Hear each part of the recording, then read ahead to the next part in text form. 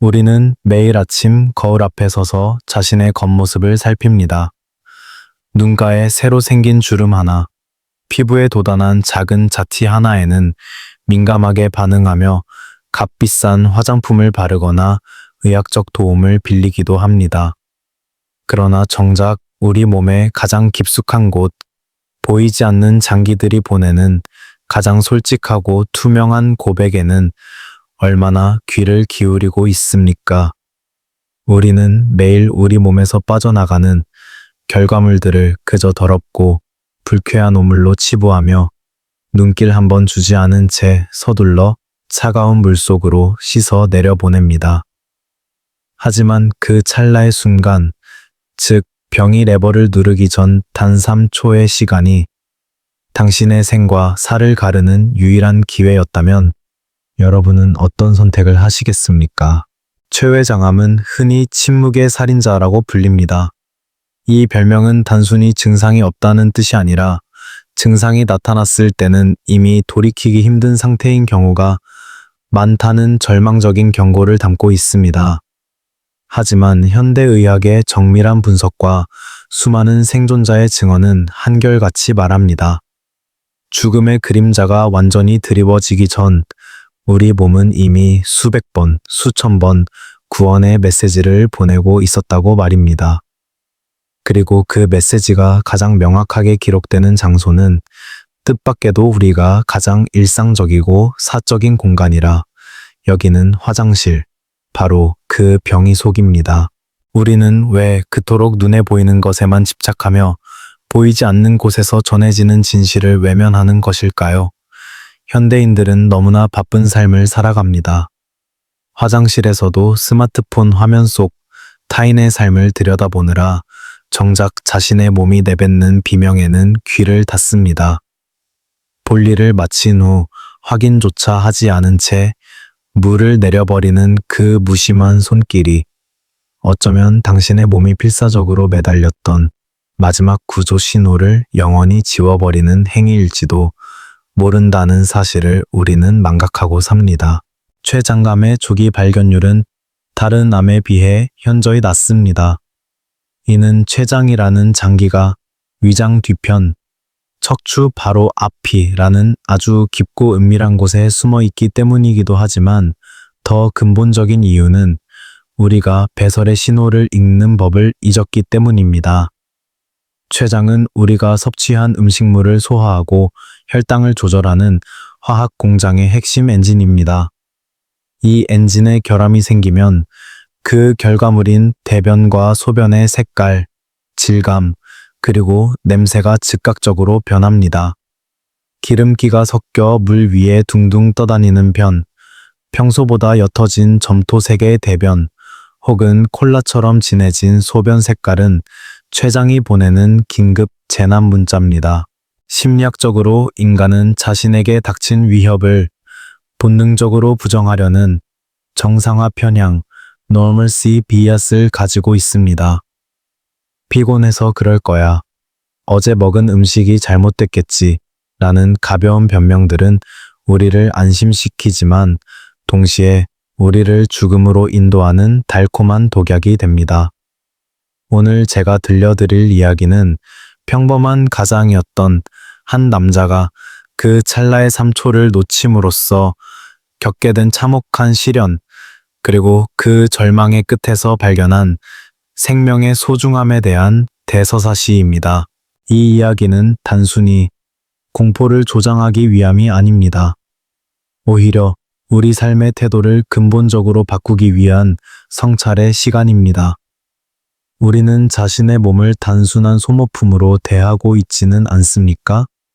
성공과 효율을 위해 엔진 오일이 타들어가는 줄도 모르고 엑셀러레이터를 밟고 있는 레이서처럼 살고 있지는 않습니까?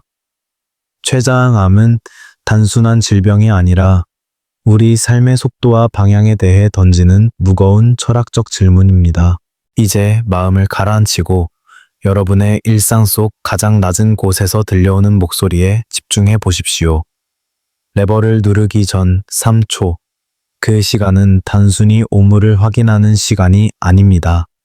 그것은 당신이 살아있음을 확인하는 시간이며 당신의 몸과 대화하는 성스러운 의식입니다. 이 이야기의 10단계를 모두 거치고 나면 여러분은 화장실이라는 공간을 이전과는 전혀 다른 시선으로 바라보게 될 것입니다. 그리고 그 변화가 여러분과 여러분이 사랑하는 사람들의 우주를 구하게 될 것입니다. 인생의 거대한 기적은 대단한 한 사건에서 시작되지 않습니다. 매일 반복되는 사소한 습관, 우리가 무심코 지나쳤던 그 3초의 진실 속에 생명의 열쇠가 숨겨져 있습니다. 자, 이제 그 문을 열어보겠습니다. 침묵 속에 가려진 췌장의 마지막 경고가 어떻게 한 남자의 일상을 흔들기 시작했는지, 그 처절하고도 아름다운 자각의 과정을 함께 따라가 보시길 바랍니다. 이 이야기는 실화를 바탕으로 구성되었으며 당신의 생존 본능을 일깨우고 삶을 바라보는 프레임을 완전히 뒤바꿔 놓을 것입니다. 당신의 몸이 건네는 가장 정직한 보고서, 그 첫 번째 장을 시작합니다. 지극히 평범한 일상을 살아가던 40대 중반의 김 씨는 어느 날부터인가 명치 끝이 더부룩하다는 기분을 느꼈습니다. 하지만 그는 그것을 단순한 스트레스나 과로 탓으로 돌렸습니다. 우리 사회에서 피곤함은 성실함의 증거처럼 여겨지며 약간의 소화불량은 치열한 삶을 사는 현대인의 훈장처럼 취급받기 때문입니다. 그는 자신의 등 뒤에서 느껴지는 미세한 통증을 무시했습니다. 통증은 때때로 잠잠해졌고 그럴 때마다 그는 안도하며 다시 일의 굴레로 뛰어들었습니다. 하지만 그의 몸은 이미 병이 안에서 신호를 보내고 있었습니다. 대변의 색이 평소보다 옅어지고 기름기가 섞여 물 위에 둥둥 떠다니는 현상이 반복되었습니다. 이는 췌장이 지방을 분해하는 효소를 제대로 내보내지 못하고 있다는 결정적인 증거였습니다. 김 씨는 그 현상을 보았지만 어제 고기를 너무 많이 먹었나 보다 라는 가벼운 생각으로 치부했습니다. 심리학적으로 인간은 자신에게 닥친 위협을 과소평가하려는 정상화 편향, normalcy bias를 가지고 있습니다. 나에게 그런 끔찍한 일은 일어나지 않을 거야 라는 막연한 낙관주의가 그의 눈을 가렸습니다. 분석적으로 볼 때 췌장암의 조기 발견율이 낮은 이유는 증상이 없어서가 아니라 우리가 그 증상을 일상의 불편함으로 번역해버리기 때문입니다. 김 씨의 대변이 전하던 그 점토색의 경고는 사실 췌장 머리 부분에 생긴 종양이 담관을 막아 담즙이 섞이지 못하고 있다는 비명이었습니다. 하지만 그는 물을 내리는 그 3초 동안 단 한 번도 진지하게 자신의 배설물을 들여다보지 않았습니다. 그가 놓친 것은 단순히 병이 속의 정보가 아니라 자신의 미래를 수정할 수 있는 마지막 골든타임이었습니다. 김 씨의 아내는 가끔 화장실에서 나는 냄새가 평소와 다르다고 말하곤 했습니다. 췌장 기능이 떨어지면 지방이 제대로 흡수되지 못해 지방변이 생기는데 이는 특유의 지독하고 역한 냄새를 풍깁니다. 당신 요즘 속이 정말 안 좋은가 봐요. 병원 한번 가보지 그래요. 아내의 걱정 어린 권유에도 그는 일이 바빠서 그래. 프로젝트만 끝나면 갈게. 라며 짜증 섞인 대답으로 일관했습니다. 우리는 왜 가장 가까운 이들의 직감보다 자신의 고집을 더 신뢰하는 것일까요? 사회학적인 관점에서 김 씨의 모습은 성과 중심 사회를 살아가는 우리 모두의 초상입니다. 자신의 몸에서 나오는 배설물은 더럽고 가치 없는 것으로 여겨 즉시 물을 내려 지워버려야 할 대상으로만 생각합니다. 하지만 그 오물이야말로 우리 내부의 화학 공장이 보내는 가장 정직한 건강 보고서입니다. 췌장은 위장 뒤편 깊숙한 곳에 숨어 있어 초음파로도 잘 보이지 않는 고독한 장기입니다. 그 고독한 장기가 외부 세계와 소통하는 유일한 통로가 바로 우리가 매일 버리는 결과물들입니다. 김 씨는 어느 날 밤 허리를 펴기 힘들 정도의 통증을 느꼈습니다. 똑바로 누우면 통증이 심해지고 등을 구부리면 조금 나아지는 췌장 질환 특유의 통증 양상이었습니다. 그럼에도 그는 파스를 붙이고 잠을 청했습니다. 내일은 괜찮겠지. 이 근거 없는 믿음이 얼마나 위험한지 그는 알지 못했습니다. 췌장암의 세포는 소리 없이 증식하며 주변 조직을 옭아맵니다.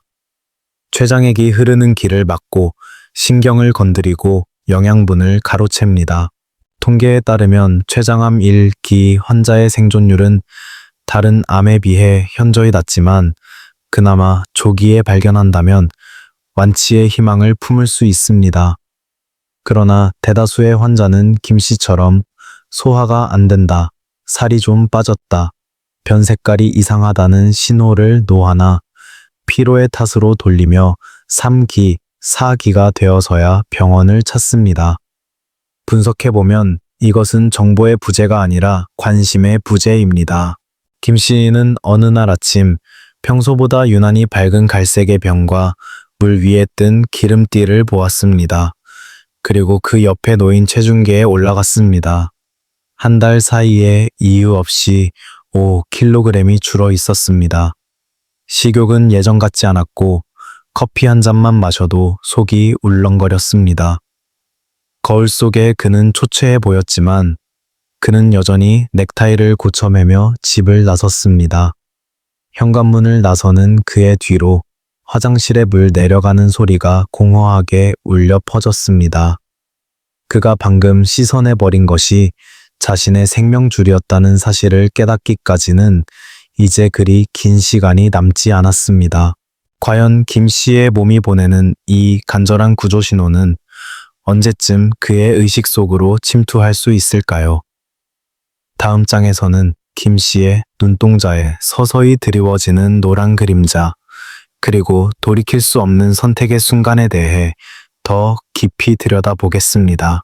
시간은 결코 인간의 사정을 기다려주지 않습니다. 김 씨의 몸 안에서 일어나는 반란은 이제 은밀한 신호를 넘어 외침으로 변해가고 있었습니다. 어느 날 아침 세수를 하던 김 씨는 거울 속 자신의 모습에서 형언할 수 없는 이질감을 느꼈습니다. 눈의 흰자위가 평소의 맑은 빛을 잃고 은은한 황색을 띠고 있었던 것입니다. 이것은 의학적으로 황달이라 불리는 현상으로 췌장 머리 부분의 종양이 담관을 압박하여 담즙이 혈액으로 역류할 때 나타나는 명확한 사선, 시셴, 의 경고입니다. 하지만 그는 조명이 너무 노란 탓이라며 화장실 전등을 껐다 켰을 뿐입니다. 황달은 단순히 색이 변하는 시각적 문제가 아닙니다. 혈액 속으로 침투한 빌리루빈은 전신을 돌며 신경을 자극하기 시작합니다. 김 씨는 원인 모를 가려움증에 시달렸습니다. 피부 겉면이 아니라 뼈 마디마디와 살점 깊은 곳에서부터 차오르는 그 지독한 가려움은 그를 밤잠 설치게 만들었습니다. 긁어도 긁어도 해소되지 않는 그 고통은 몸이 보내는 마지막 비명이었습니다. 분석적으로 볼 때 췌장암 환자에게 나타나는 가려움증은 단순한 피부 질환이 아니라 체내 독소가 한계치에 다다랐음을 알리는 시스템의 붕괴 신호입니다. 동시에 소변의 색깔도 기괴하게 변해갔습니다. 평소보다 훨씬 진한, 마치 오래 우려낸 홍차나 콜라 같은 색의 소변이 나오기 시작했습니다. 대변은 반대로 더욱 하얗게 변해 점토 같은 질감을 띠었습니다. 이것은 담즙이 장으로 내려가지 못해 대변에 색을 입히지 못하고 대신 신장을 통해 소변으로 배출되고 있다는 결정적인 증거였습니다. 김 씨는 병이 속에 담긴 그 기괴한 색깔의 액체를 보며 비로소 마음 한구석에서 서늘한 공포를 느꼈습니다.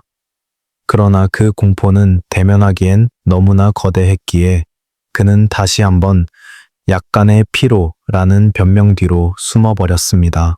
심리학적으로 이러한 상태를 부정의 단계라고 합니다. 인간은 감당할 수 없는 진실 앞에 섰을 때 그것을 보지 않기로 선택함으로써 자신을 보호하려 합니다. 김 씨는 인터넷에 황달, 진한 소변을 검색해 보기도 했습니다. 검색 결과에는 췌장암이라는 단어가 심심치 않게 등장했지만 그는 그 단어를 애써 건너뛰며 단순 간염이나 비타민 과다 복용 같은 희망적인 단어들에만 시선을 고정했습니다. 인지 편향은 이토록 무섭습니다. 보고 싶은 것만 보게 만들고 믿고 싶은 것만 믿게 하여 결국 스스로를 벼랑 끝으로 몰고 갑니다. 사회학적인 관점에서 김 씨의 이러한 태도는 가장으로서의 중압감과 맞닿아 있습니다. 그는 자신이 아픈 순간 가족의 평화가 깨지고 가게 경제가 흔들릴 것을 본능적으로 직감했습니다. 그래서 그는 아프지 않아야만 했고 아파서도 안 되는 존재였습니다. 그는 회사 동료들이 김 부장, 얼굴색이 왜 그래? 간이 안 좋은 거 아냐? 라고 물을 때마다 억지 웃음을 지으며 요즘 술을 좀 자주 마셔서 그래요. 라고 답했습니다. 자신의 생명이 깎여 나가는 소리를 술기운이라는 핑계로 덮어버린 것입니다. 철학적으로 볼 때 우리 몸은 정직합니다. 마음은 속여도 몸은 속일 수 없습니다. 췌장은 침묵의 장기라고 하지만 사실은 가장 정직하게 자신의 상태를 외부로 표출하고 있었습니다. 병이 속의 색깔, 피부의 가려움, 눈동자의 탁함은 모두 췌장이 세상에 보내는 유일한 메시지였습니다.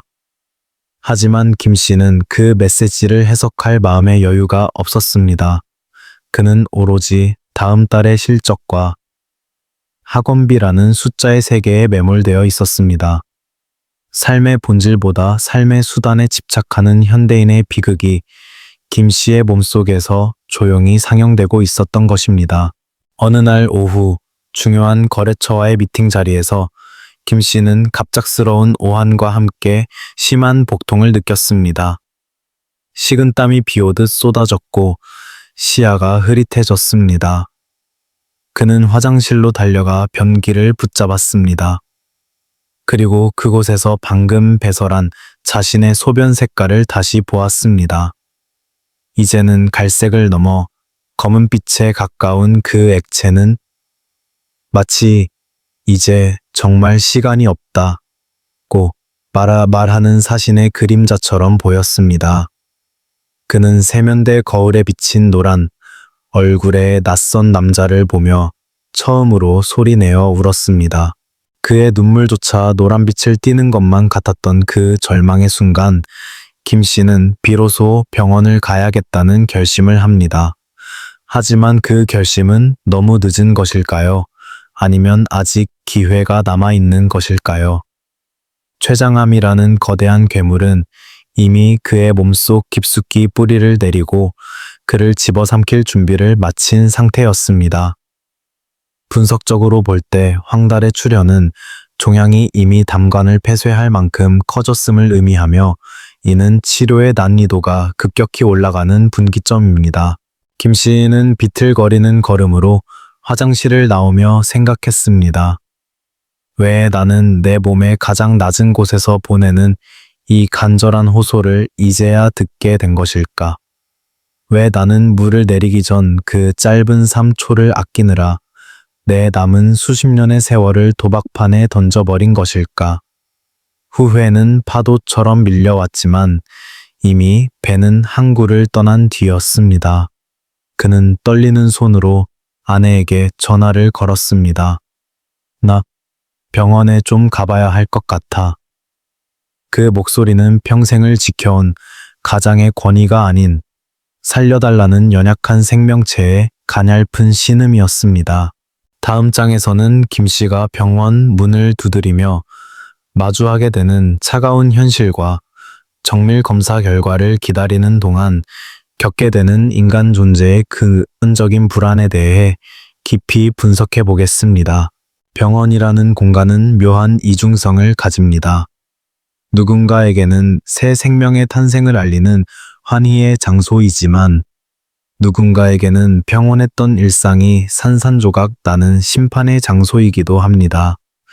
김 씨가 마주한 대형 병원의 하얀 복도는 유난히 길고 차갑게 느껴졌습니다. 소독약 냄새가 코끝을 찌를 때마다 그는 자신이 외면해왔던 병이 속에 그 기괴한 색깔들이 사실은 실제하는 위협이었음을 온몸으로 감각했습니다. 그는 이제 바쁜 가장이라는 가면을 벗고 환자라는 단일한 정체성으로 축소된 채 의사의 입술 끝을 바라보게 되었습니다. 진료실에 들어서기 전 진행된 혈액 검사와 복부 CT 촬영은 그에게 고문과도 같았습니다. 특히 조영재가 혈관을 타고 온몸으로 퍼져나갈 때 느껴지는 기분 나쁜 뜨거움은 마치 자신의 몸속에 숨어있는 암세포를 하나하나 찾아내어 불꽃으로 태우는 듯한 착각을 불러일으켰습니다. 의학적인 관점에서 CT 촬영은 췌장암 진단의 핵심입니다. 췌장은 위장 뒤편, 척추 바로 앞이라는 아주 깊숙한 곳에 자리 잡고 있어 단순한 촉진이나 초음파로는 그 실체를 파악하기 어렵기 때문입니다. 의사는 모니터에 띄워진 흑백의 영상을 가리키며 낮은 목소리로 말을 시작했습니다. 췌장 머리 부분에 약 3cm 크기의 종고애가 보입니다. 이 종양이 담관을 누르고 있어서 황달이 온 것이고 소화 효소가 분비되지 않아 변의 색과 질감이 변했던 겁니다. 의사의 설명은 정교하고 논리적이었으나 김 씨의 귀에는 그저 웅궁거리는 소음으로만 들렸습니다. 3cm. 누군가에게는 손가락 한마디도 안 되는 작은 크기겠지만 췌장이라는 좁은 길목에서는 한 사람의 생로를 막아버리는 거대한 바위와도 같았습니다. 이 순간 김 씨는 과거의 자신을 향한 지독한 증오에 휩싸였습니다. 왜 그때 물을 내리기 전 3초만 더 보지 않았을까? 왜 그 지독한 냄새를 그저 컨디션 난조라고 믿었을까? 분석적으로 볼 때 인간의 후회는 통제 가능했던 과거에 대한 집착에서 비롯됩니다. 그는 충분히 알 수 있었습니다.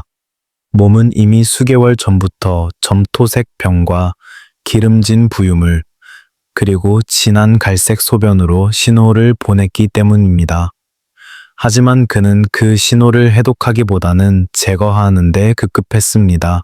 심리학적 깊은 분석을 통해 보자면 김 씨가 겪는 이 고통은 상실의 예감입니다. 암 확진 판정을 받는 순간 인간은 단순히 건강만 잃는 것이 아닙니다. 내일도 오늘과 같을 것이라는 안전지대, 가족과 함께 늙어갈 것이라는 미래의 설계도, 그리고 자신의 육체에 대한 신뢰를 한순간에 상실합니다. 의사는 다행히 전이의 징후는 보이지 않지만 수술 가능 여부를 판단하기 위해 추가 정밀 검사가 필요합니다. 라고 덧붙였지만 다행히라는 단어는 김 씨의 가슴에 닿지 못하고 튕겨나갔습니다. 췌장암은 생존율이 한 자릿수에 불과하다는 악명 높은 통계가 지배하는 영역입니다. 김 씨는 병원 복도 의자에 앉아 스마트폰을 켰습니다. 평소에는 보지도 않던 췌장암 생존율, 5년 생존율, 수술 후 합병증 같은 단어들이 화면을 가득 채웠습니다. 차가운 데이터의 파도가 그를 덮쳤습니다. 통계는 냉혹합니다.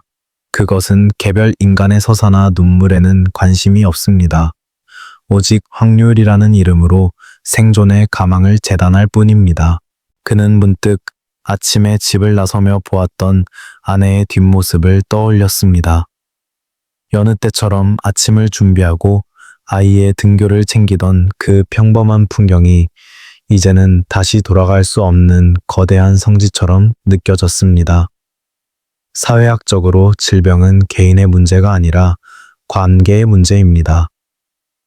김 씨의 췌장에 생긴 작은 혹 하나가 그와 연결된 모든 사람의 삶의 궤적을 비틀어 놓기 시작한 것입니다. 자신은 가족의 기둥이라고 생각했지만 사실 그 기둥은 안쪽에서부터 서서히 썩어가고 있었던 셈입니다. 그는 병원을 나서며 다시 화장실을 찾았습니다. 그리고 이번에는 눈을 피하지 않고 병이 속을 응시했습니다. 여전히 어두운 빛을 띠는 소변과 형태를 잃은 변이 그곳에 있었습니다. 그것은 이제 더러운 배설물이 아니었습니다. 자신을 살려달라고, 제발 한 번만 봐달라고 외치던 자신의 일부였습니다. 김 씨는 병이 레버를 누르는 대신 그 모습을 한참 동안 바라보았습니다. 자신의 어리석음을 기억하고 앞으로 다가올 사투를 잊지 않기 위해서였습니다. 수술대 위에 올라가기 전 그는 삶의 우선순위를 완전히 재편해야 함을 깨달았습니다. 지금까지 그를 지탱해온 성공이라는 가치는 췌장암이라는 거대한 벽 앞에서 아무런 힘도 쓰지 못했습니다. 진정한 힘은 자신의 가장 비루하고 낮은 곳, 즉 병이 속에서 들려오는 진실을 마주할 용기에서 나온다는 것을 그는 이제야 알게 되었습니다. 절망은 때로 인간을 가장 정직하게 만듭니다. 김 씨는 이제 그 정직함을 바탕으로 생사의 기로를 가를 다음 단계로 발을 내디뎌야 합니다. 검사 결과지를 쥔 그의 손이 떨렸습니다.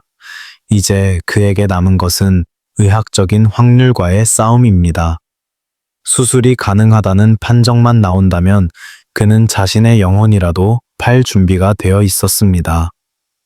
하얀 복도 끝, 다시 열리는 진료실, 문 너머에서 그를 기다리는 것은 희망일까요? 아니면 마지막 통보일까요? 그는 깊은 숨을 몰아쉬며 다시 그 차가운 방으로 걸어 들어갔습니다. 정밀 검사 결과가 나오기까지의 며칠은 김 씨 인생에서 가장 긴 시간이었습니다. 췌장암 치료에서 수술이 가능하다는 말은 곧 살 수 있는 기회가 있다는 말과 동의어입니다. 췌장암 환자 중 수술이 가능한 상태로 발견되는 경우는 고작 20% 내외에 불과하기 때문입니다. 대부분은 이미 주요 혈관을 암세포가 감싸고 있거나 다른 장기로 전이되어 손을 쓸 수 없는 상태에서 병원을 찾습니다. 김 씨는 자신이 그 20%의 기적에 포함되기를 간절히 기도하며 침묵 속에서 가족들과 식탁에 마주 앉았습니다. 아내는 이미 모든 것을 눈치챈 듯 했습니다. 평소보다 더 정성스럽게 차려진 식탁 위에는 자극적이지 않은 채소 위주의 반찬들이 올라왔습니다.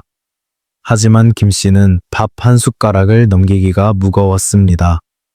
췌장이 망가지면서 소화 효소가 나오지 않으니 음식물은 영양분이 되어 몸에 흡수되는 대신 그저 거북한 짐이 되어 위장을 짓눌렀습니다. 아내는 남편의 헬쑥해진 얼굴을 바라보다 결국 고개를 숙였습니다. 왜 이제야 말했어? 그 짧은 한마디에 담긴 원망과 슬픔이 김 씨의 가슴을 후벼 팠습니다. 심리학적으로 볼 때 질병은 가족이라는 공동체에 공유된 외상, shared trauma를 입힙니다. 환자 본인뿐만 아니라 그를 지켜보는 가족들 또한 미래에 대한 불확실성과 무력감에 시달리며 심리적 붕괴를 경험합니다. 김 씨는 아내의 손을 잡고 싶었지만 자신의 손등에 핀 검버섯 같은 황달 기운이 부끄러워 선뜻 손을 내밀지 못했습니다. 그는 이제야 깨달았습니다. 자신이 그토록 지키려 했던 가족의 행복은 거창한 성공이 아니라 그저 아무 일 없는 아침을 함께 맞이하고 함께 밥을 먹는 평범함 속에 있었다는 것을 말입니다. 드디어 결과 발표의 날, 의사는 모니터 가득 췌장 부근에 혈관 지도를 띄웠습니다. 종양이 상장 감막 정맥에 가깝긴 하지만 다행히 침범하지는 않았습니다. 수술을 시도해 볼 수 있겠습니다. 그 말은 사형 집행유예 선고와도 같았습니다. 김 씨와 아내는 서로의 손을 꼭 쥐었습니다. 하지만 의사의 표정은 여전히 무거웠습니다. 췌장암 수술, 특히 휘플 수술, 휘플 오퍼레이션은 외과 수술 중에서도 난도가 가장 높고 위험한 수술로 꼽히기 때문입니다. 췌장 머리와 십이지장, 담낭, 담관의 일부를 절제하고 다시 연결하는 이 과정은 인체의 소화 시스템을 완전히 재조립하는 거대한 작업입니다. 분석적으로 접근하자면 췌장암 수술의 성패는 암세포를 얼마나 깨끗하게 도려내느냐도 중요하지만 수술 후 환자의 몸이 이 거대한 변화를 견뎌낼 수 있느냐에 달려 있습니다. 김 씨는 이제 선택해야 했습니다. 수술 때의 공포를 마주할 것인가, 아니면 서서히 꺼져가는 불꽃을 지켜볼 것인가. 그는 망설이지 않았습니다. 병이 속에서 보았던 그 지독한 색깔들을 다시는 보지 않기 위해서라도 그는 싸우기로 결심했습니다. 그것은 단순히 오래 살고 싶다는 생존 본능을 넘어 자신의 몸이 보냈던 신호를 너무 늦게 알아차린 것에 대한 속죄의 과정이기도 했습니다. 수술 전날 밤 병실 창밖으로 보이는 도시의 불빛은 유난히 반짝였습니다. 저 수많은 불빛 속에서 누군가는 김 씨의 예전 모습처럼 화장실 물을 생각 없이 내리고 누군가는 자신의 피로를 당연하게 여기며 내일을 계획하고 있을 것입니다. 김 씨는 그들에게 외치고 싶었습니다. 지금 당신의 몸이 보내는 작은 불편함에 감사하십시오. 그것은 당신을 살리려는 가장 간절한 편지입니다. 라고 말입니다. 철학적으로 고통은 우리를 현재에 머물게 합니다. 과거의 후회와 미래의 불안 사이에서 헤매던 김 씨는 역설적으로 죽음의 문턱에 서서야 지금 이 순간 숨 쉬고 있다는 감각에 집중하게 되었습니다. 그는 간호사가 가져다 준 소변통을 바라보았습니다. 수액을 맞으며 조금은 맑아진 소변색을 보며 그는 희망을 품었습니다. 우리 몸의 정화 시스템은 이토록 눈물겹게 작동하고 있습니다. 끝까지 포기하지 않고 독소를 걸러내려 애쓰는 신장과 간, 그리고 병든 췌장의 마지막 몸부림을 보며 그는 자신의 육체를 더 이상 미워하지 않기로 했습니다. 육체는 영혼의 감옥이 아니라 생의 마지막 순간까지 함께 나아가야 할 유일한 동반자임을 깨달은 것입니다. 김 씨는 침대에 누워 천장을 바라보며 기도했습니다. 신이 있다면, 혹은 내 몸의 세포 하나하나가 내 의지를 듣고 있다면 제발 이번 한 번만 기회를 달라고. 내가 무시했던 그 3초의 시간을 이제는 온 마음을 다해 증명하며 살겠다고 말입니다. 인간은 벼랑 끝에 서서야 자신이 딛고 서 있던 땅의 소중함을 깨닫습니다. 김 씨에게 병실의 좁은 침대는 그 어느 때보다 단단하고 절박한 삶의 터전이 되었습니다. 다음 날 아침 수술실로 향하는 침대 위에서 김 씨는 아내의 젖은 눈동자를 보았습니다. 차가운 수술실 문이 닫히기 직전 그는 마음속으로 되뇌었습니다. 다시 돌아오면 그때는 3초가 아니라 30분을 들여서라도 내 삶의 모든 흔적을 소중히 들여다보겠노라고. 마취 기운이 퍼지며 의식이 가라앉는 찰나 그는 어둠 속에서 들려오는 자신의 심장 소리에 귀를 기울였습니다. 그것은 그가 들어본 가장 장엄한 생명의 음악이었습니다. 과연 김 씨는 수술실의 긴 터널을 지나 다시 빛을 마주할 수 있을까요? 다음 장에서는 8시간에 걸친 사투, 췌장암 수술의 긴박한 현장과 그 후 찾아오는 고통스러운 회복의 과정을 심도 있게 다루어 보겠습니다. 수술실의 문이 닫히는 순간 김 씨의 세계는 차가운 금속음과 무영 등의 강렬한 빛 속으로 수렴되었습니다. 마취제가 혈관을 타고 흐르며 의식의 촛불을 끄자 이제 그의 생명은 자신의 의지가 아닌 외과의의 손끝과 정교한 기계들의 리듬에 맡겨졌습니다. 췌장암 수술의 정수라 불리는 휘플 수술은 인체 해부학의 끝을 보여주는 잔혹하면서도 숭고한 예술입니다. 암세포가 점령한 췌장의 머리 부분을 중심으로 12지장, 담도, 그리고 위장의 일부를 도려내는 과정은 마치 복잡하게 얽힌 실타래에서 오염된 부분만을 골라내고 나머지를 다시 이어 붙이는 작업과 같습니다. 집도인은 메스를 들어 김 씨의 복부를 절개했습니다. 층층이 쌓인 지방층과 근육을 지나자 그토록 오랫동안 침묵하며 독을 품어온 췌장이 모습을 드러냈습니다. 췌장은 주변의 주요 혈관들과 마치 거미줄처럼 엉켜 있습니다. 특히 간으로 향하는 문맥과 장으로 흐르는 상장 감막동맥은 단 1mm의 오차도 허용하지 않는 치명적인 구역입니다. 암세포는 이 혈관들을 교묘하게 타고 넘으며 자신의 영토를 확장하려 애썼지만 다행히 김 씨의 종양은 혈관벽을 완전히 침식하기 직전의 상태였습니다. 집도이의 손길은 신중하고도 단호했습니다. 분석적으로 볼 때 췌장암 수술의 난이도가 높은 이유는 단순히 절제 범위가 넓어서가 아니라 재건의 과정 때문입니다. 장기들을 잘라낸 후 의사는 췌장의 남은 부분과 소장, 담관과 소장, 그리고 위와 소장을 각각 정교하게 연결해야 합니다. 이 연결 부위에서 췌장액이 조금이라도 새어나오면 주변 장기를 녹여버리는 치명적인 합병증이 발생할 수 있습니다. 8시간 동안 이어진 수술은 인간의 육체가 가진 유연함과 취약함을 동시에 확인하는 시간이었습니다. 김 씨의 몸은 절개되고 분리되고 다시 결합되었습니다. 그것은 한 인간을 해체하여 다시 조립하는 창조의 과정과도 닮아 있었습니다. 수술실 밖에서 대기하던 아내에게 그 8시간은 8년보다 더 길었습니다.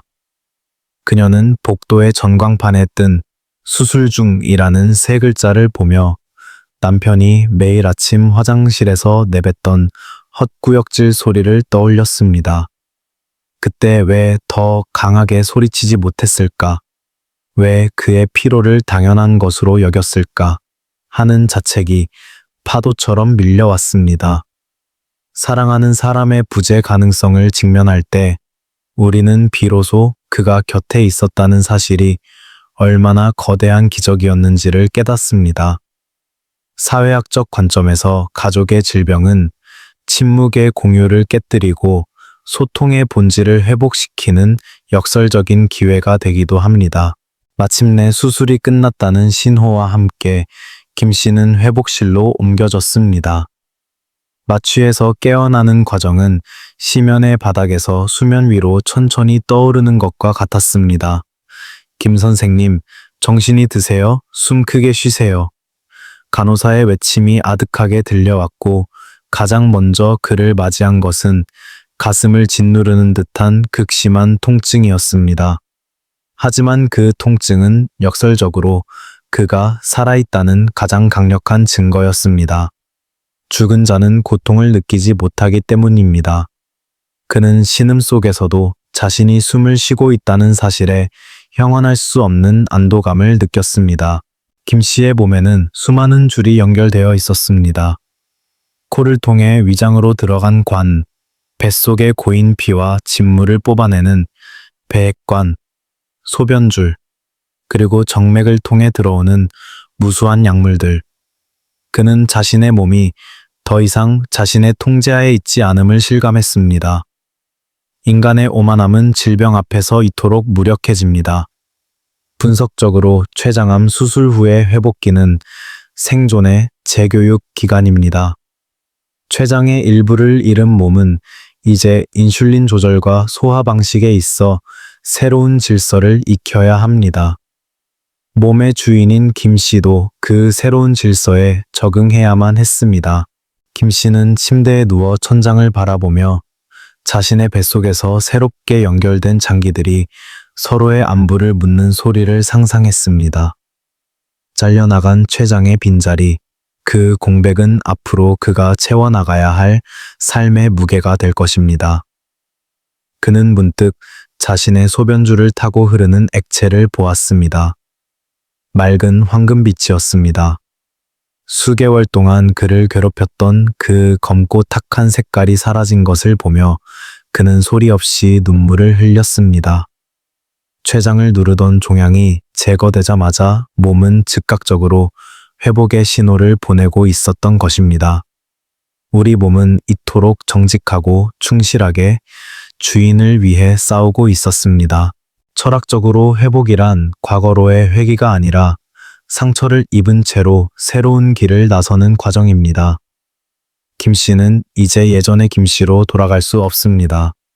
그의 몸에는 거대한 흉터가 남았고 식사 때마다 소화제를 챙겨야 하며 언제 재발할지 모른다는 불안을 평생 안고 살아야 합니다. 하지만 그는 이전보다 훨씬 더 예민한 감각으로 세상을 마주하게 되었습니다. 병실 창가로 스며드는 햇살 한 줄기, 간호사가 건네는 따뜻한 물 한 잔이 얼마나 소중한 가치를 지니는지 그는 온몸으로 느끼고 있었습니다. 삶의 가장 낮은 곳에서 만난 그 3초의 교훈이 수술대의 사투를 거쳐 그의 영혼에 깊게 각인되었습니다. 다음 장에서는 수술 후 겪게 되는 예기치 못한 합병증의 공포와 병원이라는 작은 사회 안에서 만난 다른 환자들을 통해 배우는 삶의 다양한 굴곡들에 대해 심도 있게 고찰해 보겠습니다. 수술이 성공적이었다는 의사의 말은 안도감을 주었지만 그 뒤에 찾아온 현실은 상상보다 훨씬 가혹했습니다. 현대의학이 선사한 생존이라는 선물 뒤에는 회복이라는 이름의 혹독한 세금이 기다리고 있었기 때문입니다. 김 씨는 수술 후 며칠 동안 침대에 묶인 채 자신의 육체가 내뱉는 비명에 직면해야 했습니다. 췌장액이 새어 나오지 않는지 확인하기 위해 배에 꽂아둔 배액관에서는 매일 정해진 양의 액체가 흘러나왔고 의료진은 그 색깔과 농도를 세밀하게 체크했습니다. 만약 여기서 췌장액 누출이라는 합병증이 발생한다면 그것은 다시 한번 생사의 기로에 서야 함을 의미했습니다. 분석적으로 볼 때 췌장암 수술 후에 회복기는 환자에게 극한의 인내와 의지를 요구합니다. 장유착을 막기 위해 통증을 무릅쓰고 복도를 걸어야 하며 물 한 모금 마시지 못하는 긴 금식의 시간을 견뎌야 합니다. 김 씨는 링거대에 몸을 의지한 채 병원 복도를 한 걸음씩 내디뎠습니다. 평소에는 단 10초면 지나갔을 복도가 이제는 끝이 보이지 않는 사막처럼 느껴졌습니다. 하지만 그 느릿한 걸음 속에서 그는 비로소 세상을 다르게 보기 시작했습니다. 걷는다는 행위 자체가 얼마나 위대한 기적인지, 아무런 도움 없이 숨을 쉬고 배설한다는 것이 얼마나 큰 축복인지 그는 뼈저리게 느꼈습니다. 병원 복도는 삶과 죽음의 데이터가 교차하는 정거장과 같습니다. 김 씨는 복도를 걷다가 자신과 비슷한 환자복을 입은 이들을 마주쳤습니다. 그중 한 명은 췌장암 사기 판정을 받고 항암 치료를 위해 입원한 박 씨였습니다. 수술조차 할 수 없었던 박 씨에게 김 씨의 배를 가로지르는 수술 흉터는 오히려 부러움의 대상이었습니다. 김 선생은 정말 복받은 사람이여 칼이라도 될 수 있었다는 건 하늘이 도운 거지. 박 씨의 그 한마디는 김 씨의 마음을 복잡하게 만들었습니다.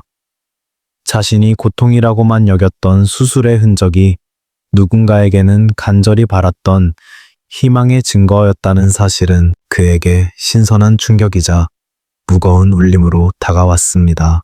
심리학적 관점에서 병동은 고통의 평준화가 일어나는 공간입니다. 밖에서는 사회적 지위, 재산, 명예로 계급이 나뉘었지만 이곳에서는 모두가 똑같은 환자복을 입고 자신의 배설물 색깔과 소변량에 일희일비하는 연약한 생명체일 뿐입니다. 김 씨는 박 씨와 대화를 나누며 인간의 존엄성이란 무엇인가에 대해 깊이 고찰했습니다. 박 씨는 말했습니다. 나는 이제 병기를 볼 때마다 기도해. 오늘 하루도 내 몸이 무언가를 밖으로 내보내 주었다는 사실에 감사한다고. 그 말은 김 씨가 과거에 무시했던 3초의 진실을 관통하는 가장 처절하고도 아름다운 철학적인 고백이었습니다. 밤이 깊어지면 병실은 각기 다른 통증의 소리로 가득 찼습니다. 누군가의 신음소리, 기계의 단조로운 알람 소리, 그리고 어둠 속에서 들려오는 나지막한 기도 소리.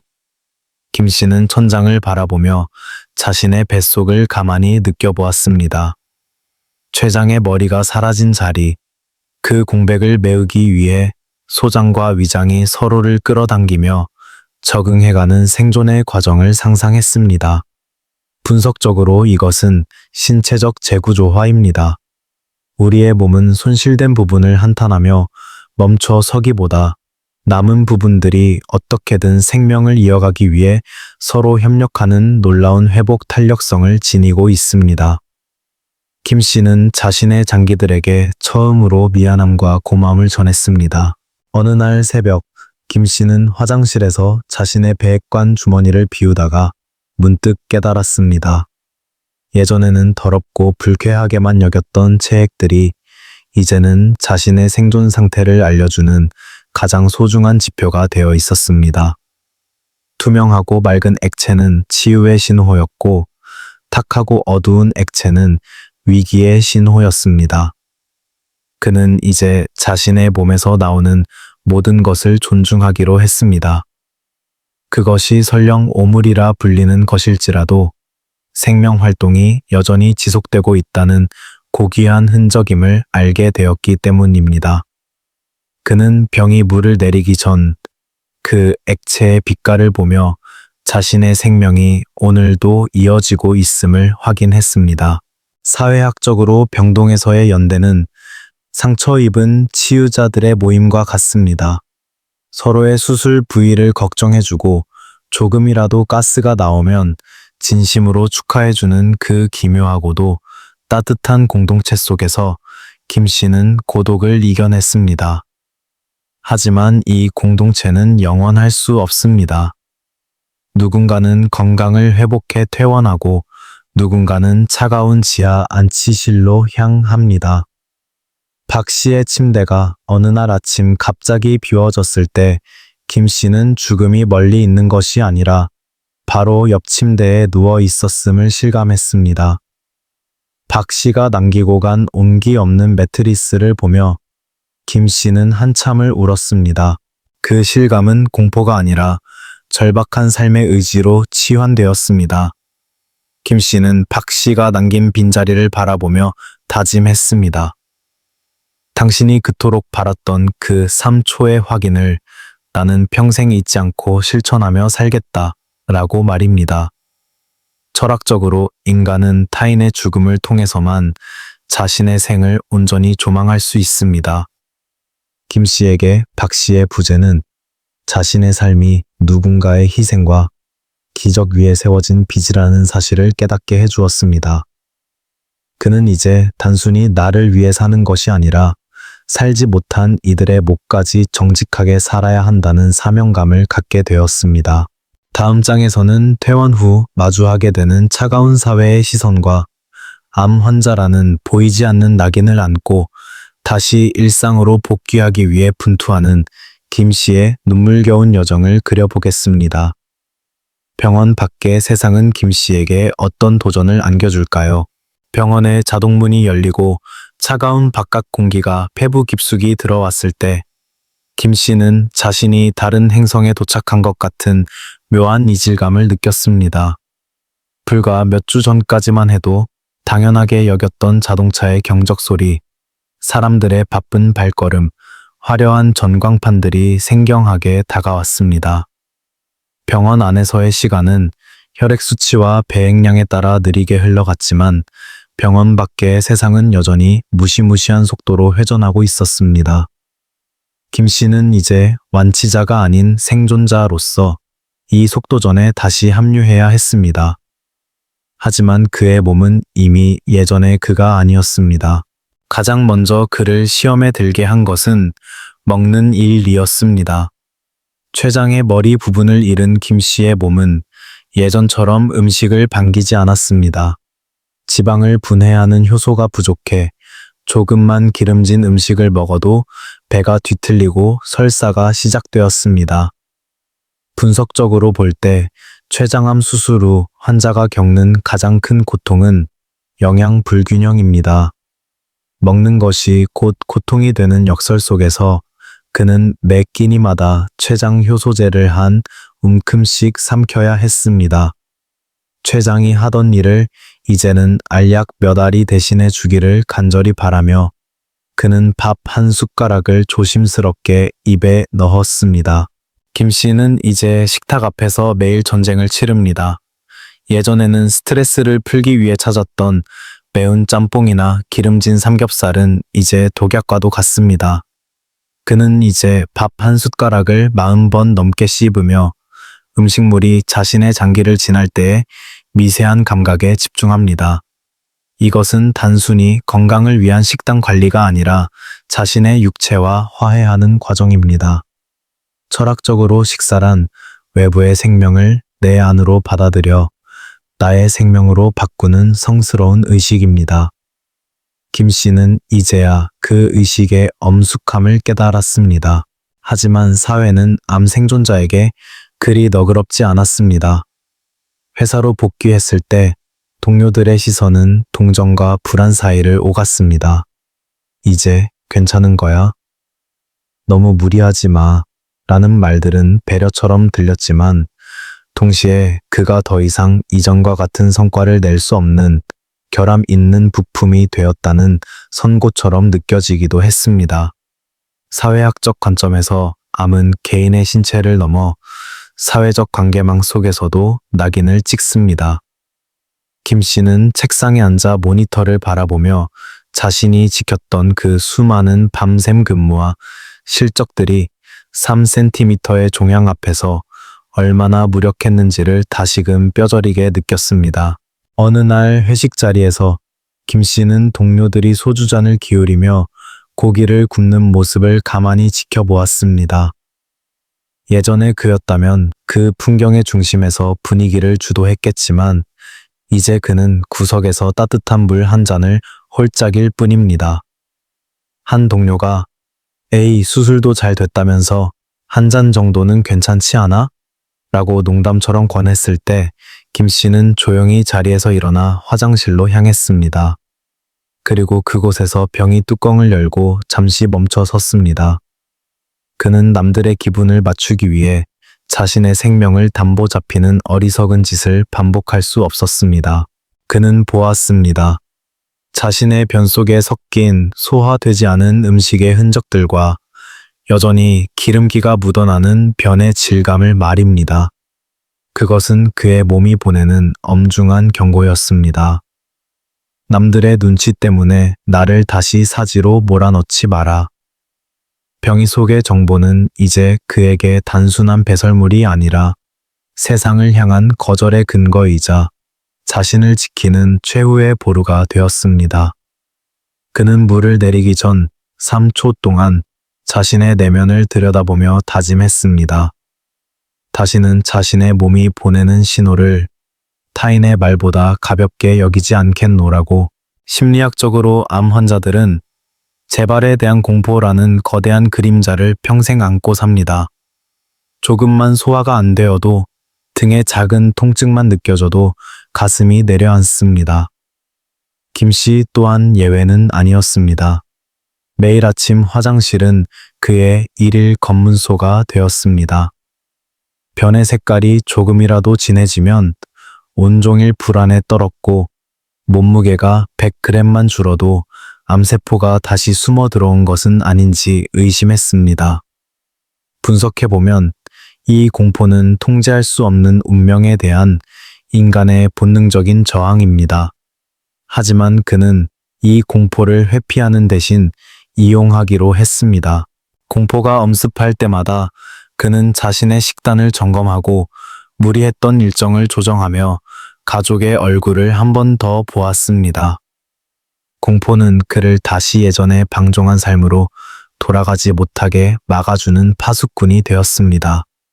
철학자 니체는 나를 죽이지 못한 것은 나를 더 강하게 만든다고 했습니다. 김 씨에게 췌장암은 육체적 강인함을 앗아갔지만 대신 삶의 본질을 꿰뚫어 보는 영혼의 눈을 뜨게 해 주었습니다. 그는 이제야 비로소 자신이 살아있음을 온몸의 감각으로 느끼며 하루를 보냅니다. 퇴원 후 3달째 되는 날, 정기검진을 위해 다시 병원을 찾았습니다. 혈액검사 수치를 기다리는 대기실의 공기는 여전히 무거웠지만 김 씨의 마음은 이전과 달랐습니다. 그는 이제 결과가 어떻게 나오든 자신이 통제할 수 있는 유일한 영역인 지금 이 순간의 선택에 집중하기로 했습니다. 그 선택은 바로 자신의 몸이 보내는 미세한 떨림까지도 사랑하고 보듬는 것이었습니다. 그는 가방 안에서 3초의 미학을 기록한 자신의 일기장을 꺼내 천천히 읽어 내려갔습니다. 다음 장에서는 6개월 만에 받아든 추적 관찰 결과와 암이라는 긴 터널을 지나온 사람만이 가질 수 있는 두 번째 인생의 가치관, 그리고 그가 세상에 전하고 싶은 마지막 메시지의 서막을 다루어 보겠습니다. 과연 김 씨의 몸은 그에게 어떤 대답을 들려줄까요?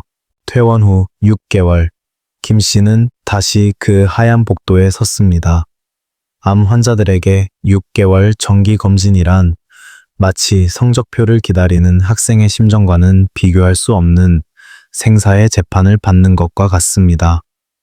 수술은 성공적이었지만 췌장암은 보이지 않는 미세 전이가 빈번한 질환이기에 혈액 내 암표지자 수치인 CA19-9와 복부 CT 영상은 그가 지난 6개월간 해온 처절한 노력이 헛되지 않았음을 증명해줄 유일한 지표였습니다. 그는 대기실 의자에 앉아 자신의 이름을 부를 간호사의 목소리를 기다리며 지난 반년 동안 자신의 몸에 새겨진 변화들을 반추했습니다. 검사 결과가 나오기까지의 일주일 동안 김 씨는 자신의 몸을 관찰하는 일에 더욱 몰두했습니다. 이제 그는 자신의 배설물에 관한 한 박사가 다 되었습니다. 대변의 색이 황금빛에 가까운 갈색을 유지하는지, 소변이 거품 없이 맑은지, 그리고 무엇보다 병이 물을 내렸을 때 기름기가 남지 않는지를 확인하는 것은 그의 일과 중 가장 경건한 시간이 되었습니다. 분석적으로 볼 때 이러한 행위는 단순한 자기 감시, 셀프 모니터링을 넘어선 생명에 대한 이유였습니다. 그는 이제 병이 속의 결과물을 더러운 오물이 아니라 췌장이 보내는 안부 편지로 읽어냈습니다. 매일 아침 그는 그 편지를 읽으며 안도하거나 혹은 경계하며 하루를 시작했습니다. 드디어 진료실의 문이 열렸습니다. 의사는 모니터의 수치들을 찬찬히 살피더니 입가에 작은 미소를 띄웠습니다. 수치가 아주 정상입니다. CT 영상에서도 재발이나 전이의 징후는 보이지 않네요. 관리 아주 잘하셨습니다. 그 한마디에 김 씨는 참았던 숨을 크게 내뱉었습니다. 6개월 전 세상을 다 잃은 것 같았던 노란 얼굴의 남자는 이제 없었습니다. 대신 비록 예전보다 수척해졌지만 눈빛만은 그 어느 때보다 맑은 한나 남자가 그곳에 서 있었습니다. 그는 의사의 손을 꼭 잡으며 연신 고개를 숙였습니다. 그것은 현대의학에 대한 감사이기도 했지만 포기하지 않고 버텨준 자신의 육체에 대한 경의이기도 했습니다. 철학적으로 볼 때 인간은 죽음을 직면했을 때 비로소 개별적인 존재로서의 진실을 마주합니다. 김 씨는 병원을 나오며 문득 자신이 췌장암에 걸리기 전과 후 세상의 색깔이 완전히 달라졌음을 느꼈습니다. 예전에 그는 목적지에 도달하기 위해 앞만 보고 달리는 경주마 같았습니다. 하지만 이제는 길가에 핀 이름 모를 풀꽃, 코끝을 스치는 바람의 결, 그리고 가족들의 숨소리 하나하나가 고화질 영상처럼 선명하게 다가왔습니다. 그는 이것을 두 번째 생일이라 명명했습니다. 췌장암이라는 가혹한 세례를 통해 그는 비로소 살아있는 법을 배웠기 때문입니다. 심리학적 관점에서 김 씨는 외상 후 성장, 포스트 트라우마틱 그로스 단계에 진입했습니다. 그는 자신의 투병 경험을 부끄러운 과거로 숨기지 않기로 했습니다. 오히려 자신과 같은 고통을 겪고 있을 이들, 그리고 자신의 몸이 보내는 신호를 무시하고 있을 수많은 이들을 위해 자신의 기록을 남기기 시작했습니다. 그는 일기장에 이렇게 적었습니다. 당신의 인생이 바뀌는데 필요한 시간은 단 3초면 충분합니다. 병이 물을 내리기 전 당신의 몸이 남긴 마지막 흔적을 들여다보는 그 3초가 당신의 다음 30년을 결정할 것입니다. 그는 이 문장이 누군가에게는 생명줄이 될 수 있음을 확신했습니다. 그는 이제 사회적 성취보다 생물학적 정직함에 가치를 둡니다. 회사의 무리한 요구에는 정중히 거절의 의사를 밝히고 대신 저녁 시간에 아내와 함께 천천히 동네를 걷는 길을 선택했습니다. 사회학적으로 김 씨의 이러한 변화는 성과 지배 사회에 대한 조용한 저항입니다. 우리는 몸을 혹사해 불을 쌓고 다시 그 불을 써서 망가진 몸을 고치려 애쓰는 모순된 삶을 삽니다. 김 씨는 이 굴레를 끊어낼 수 있는 유일한 열쇠가 내 몸이 보내는 가장 원초적이고 비천한 신호에 민감해지는 것임을 깨달았습니다. 어느 날 저녁, 김 씨는 거울 앞에서 자신의 수술 흉터를 가만히 쓰다듬었습니다. 배를 가로지르는 긴 흉터는 이제 징그러운 상처가 아니라 치열한 전장에서 살아 돌아온 훈장처럼 느껴졌습니다. 췌장의 일부와 12지장을 잃었지만 그는 대신 삶의 밀도를 얻었습니다. 췌장암은 그의 육체를 파괴하려 했으나 역설적으로 그의 잠들어 있던 영혼을 깨웠습니다. 그는 자신의 수술 흉터를 보며 미소 지었습니다. 그것은 죽음을 이겨낸 자만이 가질 수 있는 평온한 미소였습니다. 그는 이제 압니다. 인간의 생명은 거창한 철학적 담론이나 화려한 성공 속에 있는 것이 아니라 우리가 매일 마주하는 병이 속의 색깔, 소변의 투명도, 그리고 음식을 씹는 입 안의 감각 속에 있다는 것을 말입니다. 죽음의 문턱에서 돌아온 자만이 알 수 있는 이 명백한 진실을 그는 이제 세상에 외치고 싶었습니다. 침묵의 살인자가 찾아오기 전 우리 몸이 이미 수만 번 보내고 있었던 그 침묵의 구조 신호를 절대 놓치지 말라고 말입니다. 다음 장에서는 이 모든 여정을 관통하는 가장 거대한 가르침과 지금 이 순간에도 자신의 몸을 외면하고 있을 당신에게 건네는 김 씨의 마지막 고백을 통해 대단원의 막을 내리겠습니다. 그가 마지막으로 남기고 싶은 3초의 유언은 무엇일까요? 수술대 위에서 그리고 항암 치료의 고통스러운 나날 속에서 김 씨는 비로소 삶의 진정한 의미를 깨달았습니다. 성공과 명예, 부를 쫓느라 정작 자신의 생명이 보내는 가장 낮은 곳에서의 목소리를 외면했던 시간들이 후회로 다가왔습니다. 그는 이제 건강을 회복하고 다시 일상으로 돌아왔습니다. 하지만 예전의 그와는 완전히 다른 사람입니다. 그는 이제 매일 아침 화장실에서 물을 내리기 전 경건하게 3초의 시간을 갖습니다. 그 3초는 단순한 확인의 시간이 아니라 자신의 몸과 대화하는 시간이며 오늘 하루를 허락받았음에 감사하는 의식입니다. 췌장암은 흔히 침묵의 장기라고 불리며 우리를 공포에 몰아넣지만 사실 그것은 단 한 번도 침묵한 적이 없었습니다. 김 씨의 몸은 이미 오래전부터 병이 속의 점토색 변을 통해 물 위에 둥둥 떠다니는 기름 섞인 흔적을 통해 그리고 홍차처럼 진해진 소변을 통해 끊임없이 말을 걸어왔습니다. 분석적으로 볼 때 우리가 암을 뒤늦게 발견하는 것은 암이 숨어서가 아니라 우리가 보기를 거부했기 때문입니다. 췌장암은 우리에게 죽음의 공포를 주었지만 동시에 삶을 어떻게 대해야 하는지에 대한 가장 귀한 가르침을 주었습니다. 우리는 흔히 기적을 외부에서 찾습니다.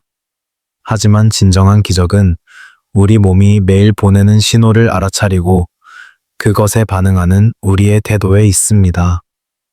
병이 속의 신호는 더러운 오물이 아니라 당신의 생존을 위해 몸이 보내는 가장 정직한 보고서입니다. 췌장은 위장 뒤편에 숨어 자신을 잘 드러내지 않지만 그 결과물만큼은 세상에서 가장 솔직한 언어로 우리에게 건강 상태를 보고합니다. 이 언어를 해독하는 능력이야말로 현대인이 갖춰야 할 가장 중요한 생존 기술입니다. 김 씨는 이제 자신의 경험을 바탕으로 많은 이들에게 말합니다. 당신이 사랑하는 가족을 위해 돈을 벌고 성공하는 것도 중요하지만 그 가족 곁에 존재하는 것이야말로 가장 큰 선물입니다. 그 존재를 지키는 힘은 거창한 것이 아닙니다. 내일 아침 병이 물을 내리기 전 단 3초만 멈추십시오. 이 짧은 멈춤은 단순히 질병을 찾아내는 행위를 넘어 자신의 육체에 대한 예의이자 삶을 대하는 겸손한 태도의 시작입니다. 철학적으로 우리는 우리가 돌보는 만큼 존재합니다. 사회학적인 관점에서 볼 때 김 씨의 투병기는 개인의 승리 기록이 아니라 우리 사회의 속도에 대한 경종입니다. 우리는 너무 빠르게 물을 내리고 너무 빠르게 다음 일과로 넘어갑니다. 그 속도 속에서 정작 우리를 살게 하는 본질적인 신호들은 씻겨 내려갑니다. 췌장암이라는 가혹한 교사는 김 씨에게 느림의 미학을 가르쳤습니다. 천천히 먹고 깊게 숨쉬며 자신의 배설물조차 소중히 살피는 삶. 그것이 바로 암이라는 거대한 파도를 넘은 사람만이 도달할 수 있는 평온의 경지입니다. 이제 김 씨는 더 이상 미래의 불안에 저당 잡히지 않습니다. 그는 오늘 아침 확인한 맑은 소변 색깔에 감사하고 점심에 먹은 소박한 채소 반찬이 잘 소화되는 감각의 행복을 느낍니다. 췌장암은 그에게서 장기의 일부를 앗아갔지만 대신 오늘이라는 선물을 온전히 누릴 수 있는 마음의 눈을 주었습니다.